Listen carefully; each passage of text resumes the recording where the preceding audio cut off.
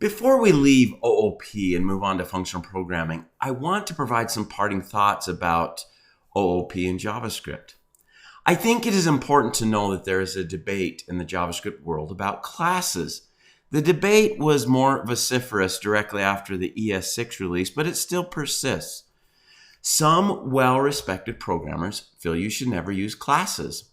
Their logic is that it hides the true nature of objects and prototypal inheritance in JavaScript. And truth be told, classes are really what we call syntactic sugar.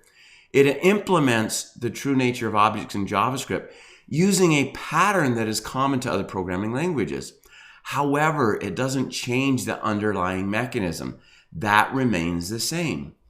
Now, if you're coming from one of those languages where classes are a fundamental part of the language, it is important to remember that classes in JavaScript do not behave the same way as they do in those other languages.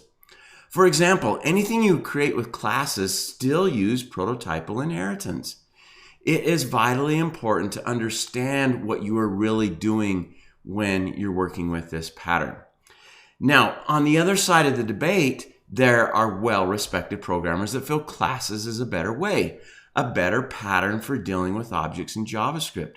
It is simpler and it is considered an improvement. Those developers understand that it is syntactic sugar, but they accept it because they understand what it is really doing and going on behind the scenes, and they accept the pattern as a better way of creating objects in JavaScript. Now, these types of debates will always be found in a language like JavaScript where there are so many ways to do certain things.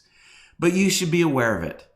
Pick the pattern that you like for creating objects. But don't ignore the other techniques as you'll run into them and need to understand them. Whether one pattern is better than another is up for debate. Don't let that sway you away from a pattern which you prefer. Go ahead and choose that. Use it, and move forward. All right, let's ourselves move on in the course.